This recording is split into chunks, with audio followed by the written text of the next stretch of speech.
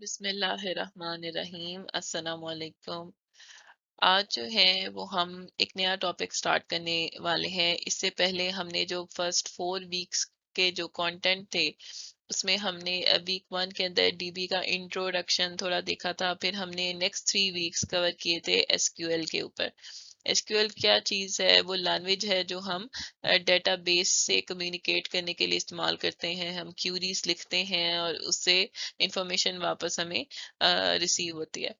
अब ये जो पोर्शन है ये हमने कवर किया है क्यूरी का एलिमेंट जो कि आपके कोर्स का था। अब एक जो मेजर पोर्शन जो मिसिंग है वो है कि डिज़ाइन का। डिज़ाइन का मतलब ये है कि ये जो डेटाबेस है जिसको आप क्यूरी कर रहे हैं इसको बनाना कैसे है, और बनाना कैसे है। तो अच्छा, क्या ये जो डिज़ाइन आपने प्रपोज किया है वो अच्छा है या ये बुरा है। और डिज़ाइन से क्या मतलब है? डिज़ाइन से मतलब ये है कि आपकी डेटाबेस का स्कीमा किस तरह से डेवलप हुआ हुआ है। यानी मे बी आपके पास टेबल 1 में कितने कॉलम्स मौजूद हैं, टेबल 2 में कितने कॉलम्स मौजूद हैं, और इन कॉलम्स के अंदर जो इनके रिस्पेक्टिव सेल्स है उनमें कौन सी वैल्यू मौजूद है। मल्टीपल होनी चाहिए, सिंगल होनी चाहिए, या जो भी ये एग्जिस्टिंग डेटाबेस है क्या ये अच्छी है कि नहीं, इस बात का फैसला किस तरह से हो। इस बात का फैसला कोई चंद एक रूल्स के जरिए से हो रहा होगा। अब ये रूल्स कैसे ड्राइव होते हैं? ये रूल्स तभी ड्राइव होंगे अगर आपको ये पता होगा कि बुरा डिजाइन क्या होता है। बुरा डिजाइन मालूम करने के लिए हमें ये पता होना चाहिए कि इसमें अनोमलीज क्या एग्जिस्ट करती हैं। अनोमलीज क्या है? एक कोई एबनॉर्मल बिहेवियर है। अगर हमारी डेटाबेस के टेबल्स में अनोमलीज एग्जिस्ट करती हैं तो इसका मतलब ये है कि वो बुरा डिजाइन है, वो एक खराब डिजाइन है जो आपने प्रपोज किया। अब उस डिजाइन को अच्छा डिजाइन बनाने के लिए हम कुछ रूल्स फॉलो करेंगे। वो रूल्स कैसे हैं, क्या होते हैं, वो इंशाल्लाह हम ग्रेजुअली कवर करते जाएंगे। तो बेसिकली इंशाल्लाह हम अगले कुछ लेक्चर्स जो हैं वो अब डिजाइन एलिमेंट को कवर कर रहे होंगे इंशाल्लाह। हमने एक लेक्चर देखा था रिलेशनल अलजेब्रा के ऊपर।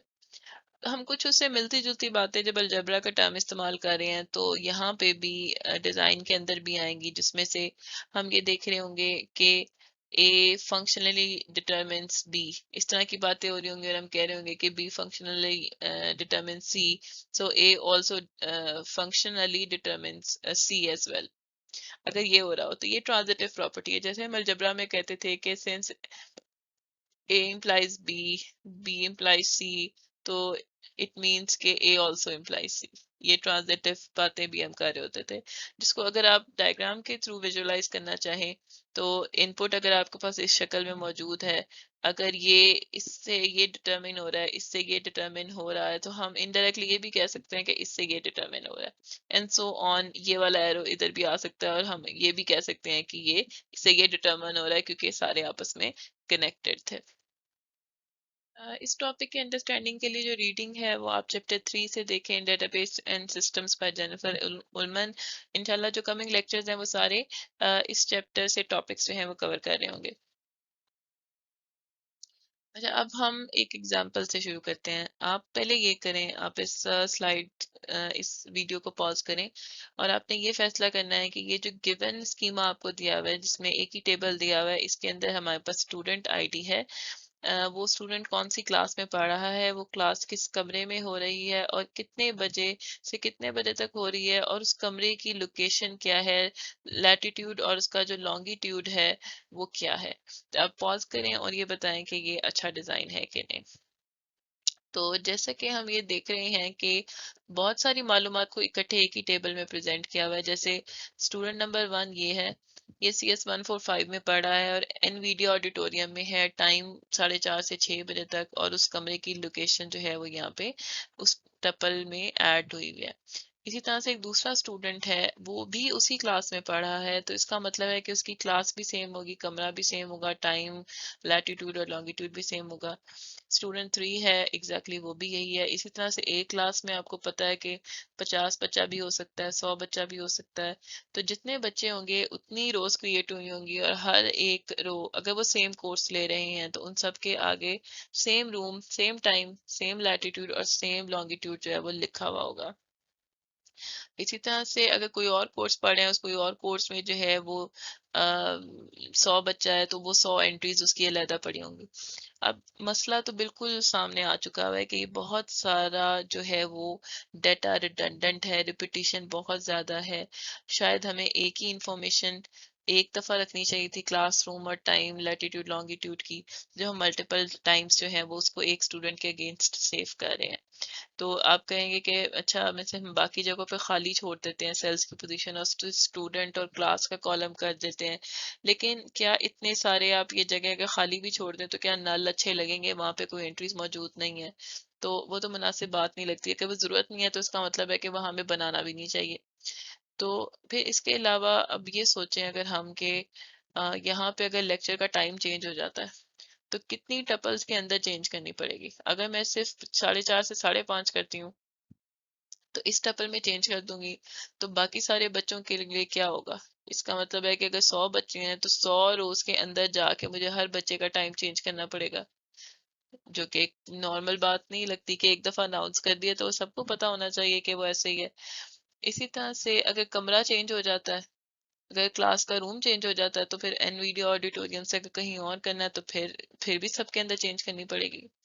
अब डिलीट का सोचें, अगर तो एनवीडिया ऑडिटोरियम खत्म हो जाता है, ठीक है, तो ऑडिटोरियम की जितनी भी जो रोज हैं वो खत्म हो जाएंगी, तो इसका मतलब है कि उस क्लास के बच्चों की और उनकी जो सारी इंफॉर्मेशन है वो भी खत्म हो जाएगी क्या?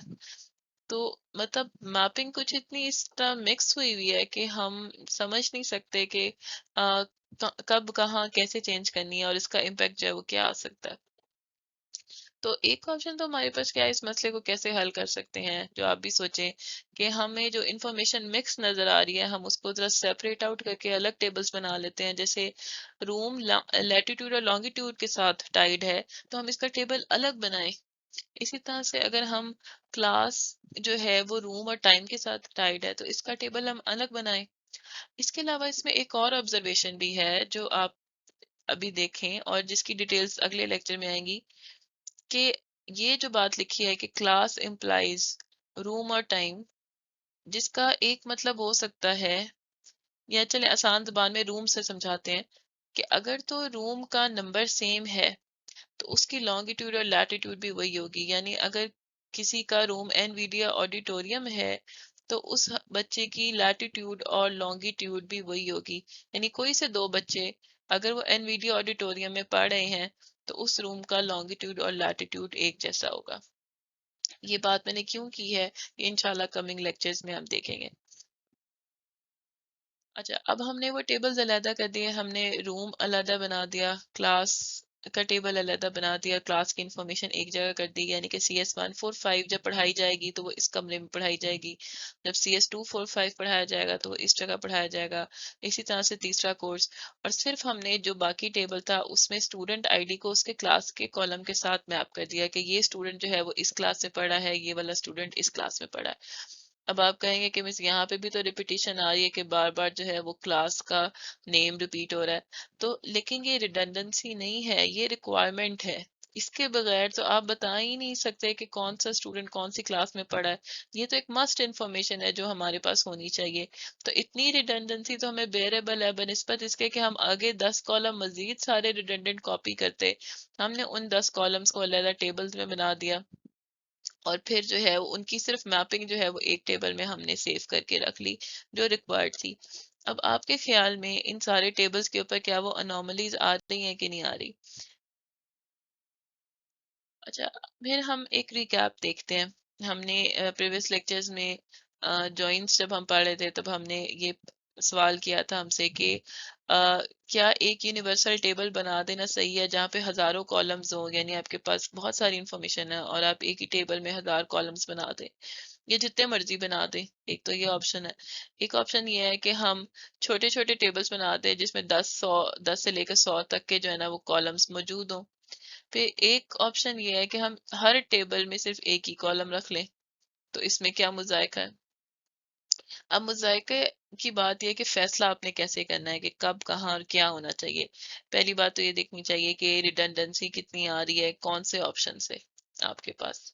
अगर सारी इंफॉर्मेशन आप एक ही टेबल में लोड कर देंगे तो रिडंडेंसी तो बेपनाह यहाँ पे मौजूद होगी।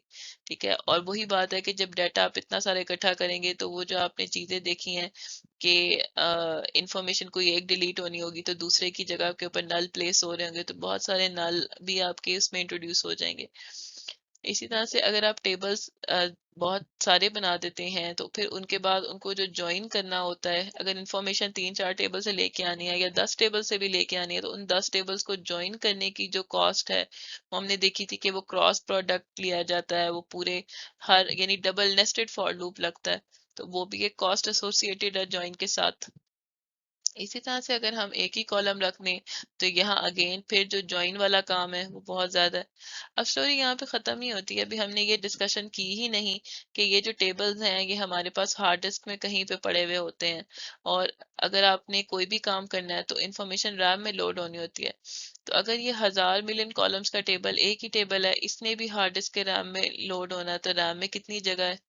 और ये जो इंफॉर्मेशन यहाँ से आ रही है ये डायरेक्टली एक ही 2-3 GB का डाटा इकट्ठा होके नहीं आता, ये टेबल्स की शक्ल में छोटे छोटे चंक्स या पेजेस की शक्ल में आ रहा होता है। एक पेज लेट से 1024 KB का है, तो इतना डाटा पहले आया, फिर अगला पेज आया, फिर सो ऑन, कितने पेजेस आने, कितनी लेके नहीं आने। तो ये जो सारे फैसले हैं इनके जो बैकग्राउंड है उसमें ये भी होता है कि कितनी नंबर ऑफ रीड्स आप कर रहे हैं, कितनी नंबर ऑफ राइट्स परफॉर्म कर रहे हैं, यानी कितनी दफा आपको डाटा लेके आना पड़ा और कितनी दफा आपको चेंज करके डाटा वापस यहाँ पे रखना पड़ा।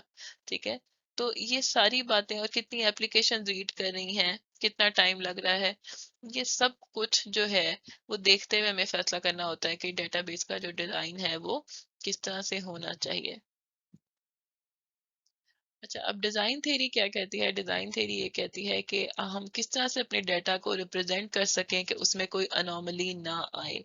अनोमली क्या चीजें हैं जो अभी हमने डिस्कशन किया, जिसको हम और अब वन बाय वन करके देख लेते हैं। तो जितने सिंपल एल्गोरिदम होगा वही हमारी बेस्ट प्रैक्टिस होनी चाहिए। हमें कॉम्प्लेक्सिटी की तरफ नहीं जाना, जैसे हमने पहले देखा था कि सिंपल आइडियाज ही बाजुकात सही सोल्यूशन की तरफ हमें लेके जा रहे होते हैं।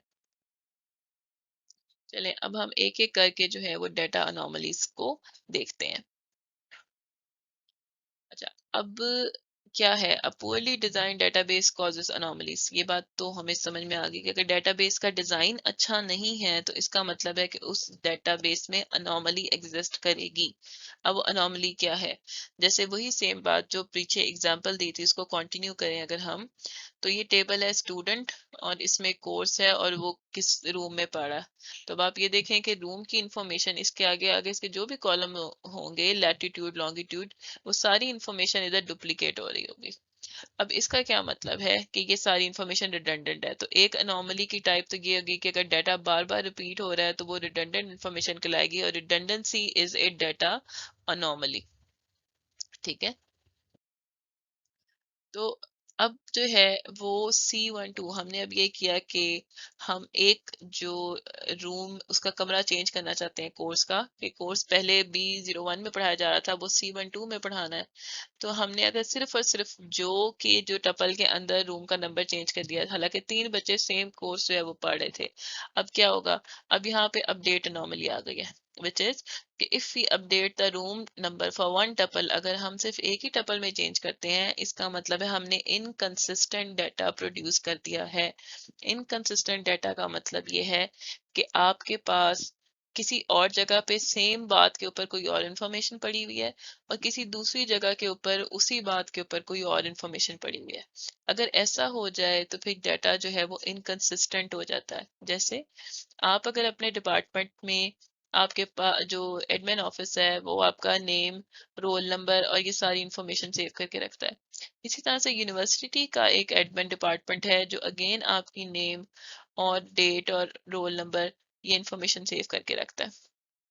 अगर आप अपने नाम का कुछ हिस्सा चेंज कराना चाहते हैं, कोई अल्फ़ाबेट चेंज कराना चाहते हैं, तो अगर अपने जो है वो अपने नाम में डबल एच इधर डिपार्टमेंट ने अपडेट कर दिया और यहाँ पे आपके नाम में वो अपडेट नहीं हुआ, तो इसका मतलब है कि ये डाटा इनकंसिस्टेंसी आ गई है। ठीक है, अब अपडेट अनोमली क्या हुई कि आपने एक जगह चेंज कर दिया और आप बाकी जगह जो है वो उसको चेंज नहीं करते, तो इसका मतलब है कि डाटा डिजाइन खराब था जिसकी वजह से ये गड़बड़ हुई। क्योंकि आपने ऑप्शन ऐसा दिया हुआ है अपनी डेटाबेस में कि कोई इस तरह की गड़बड़ जो है वो गलती से अगर वो करे तो बाकियों के लिए मसला जो है वो खड़ा हो सकता है। इसी तरह से अब हम देखते हैं डिलीट अनोमली क्या होती है। अगर हर बच्चा जो है वो क्लास से ड्रॉप हो जाता है, अनरजिस्टर कर देता है, तो हमारे पास क्लास की इंफॉर्मेशन भी खत्म हो जाएगी। यानी अगर मैं मैरी जो और उन तीसरे स्टूडेंट को अगर उसमें से कोर्स में से अनएनरोल करती हूँ, तो इस टेबल में कोर्स की इंफॉर्मेशन ही भी एक खत्म हो गई है, यानी वो भी एग्जिस्ट नहीं करती। तो इसका मतलब है कि ये डिलीट अनोमली है, यानी गड़बड़ है कि आपने चीजों को इतना इकट्ठा किया हुआ है कि एक चीज के खत्म होने से दूसरी चीज के ऊपर इम्पैक्ट आ रहा है। फिर तीसरी चीज क्या है कि इंसर्ट अनोमली, यानी जब तक के जो हम रूम रिजर्व नहीं करते, स्टूडेंट कोई रजिस्टर नहीं होता, तो आप रूम उसको साथ अटैच नहीं कर सकते। और अगर आपने करना है तो आपको यहाँ पे नल अपेंड करना पड़ेगा, नल की इजाजत देनी पड़ेगी। तो ये क्या है, ये इंसर्ट अनोमली है कि we can't reserve a room without any student, यानी मैरी जो और सैम के बगैर आप इंफॉर्मेशन डाल ही नहीं सकते। अच्छा, अब अगर हम वो जो गड़बड़ हमने की हुई थी, इस गड़बड़ का मतलब ही ये है कि हमने इंफॉर्मेशन सारी मिक्सअप कर दी हुई थी। अब हमने स्टूडेंट और कोर्स की मैपिंग एक तरफ कर दिया और कोर्स और रूम की मैपिंग एक तरफ कर दिया। अब आप खुद ऑब्जर्व करें कि क्या इसमें रिडंडेंसी आ रही है कि नहीं आ रही। तो इतनी कोर्स के नंबर की जो रिडंडेंसी है ये तो हमें बर्दाश्त करनी है। अब डेट अनोमली की अगर हम बात करें कि अगर मैं रूम नंबर चेंज करती हूँ, अब यहाँ पे रूम नंबर चेंज होगा, CS145 लेट से B12 में पढ़ाया जाना। तो अब क्या होगा कि मैरी का जब मैंने कोर्स का रूम नंबर चेक करना होगा, तो मैरी की कोर्स आईडी ये, इस कोर्स आईडी को यहाँ सर्च करूंगी और इसके अगेंस्ट B12 मिलेगा मुझे। जो के लिए भी मैंने इसी कोर्स आईडी को सर्च करना है तो यही मिलेगा, सबके लिए सेम मिलेगा। इसका मतलब है कि इंफॉर्मेशन कंसिस्टेंट है। इसी तरह से डिलीट अनोमली पे जाते हैं। अगर मैं मैरी जो और सैम को डिलीट कर देती हूँ, कोर्स से अनएनरोल कर देती हूँ, तो कोर्स की इंफॉर्मेशन स्टिल एग्जिस्ट करती है कोर्स के टेबल में, वो डिलीट नहीं हो रही।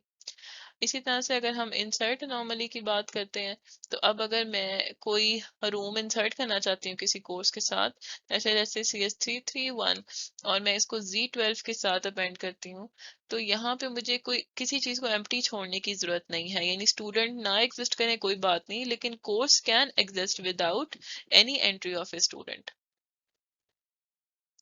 इन सारी अनोमलीज को देखने के बाद हम इस कंक्लूजन पे पहुंचे हैं कि डिज़ाइन जो है वो बेहतर क्यों है और इसको डिकम्पोज कैसे किया जा सकता है, यही सवालात हमें करने पड़ेंगे। यानी आपको अच्छा डिज़ाइन बनाने के लिए पहले उसमें से ये देखना पड़ेगा कि क्या इसमें अनोमलीज मौजूद हैं कि नहीं।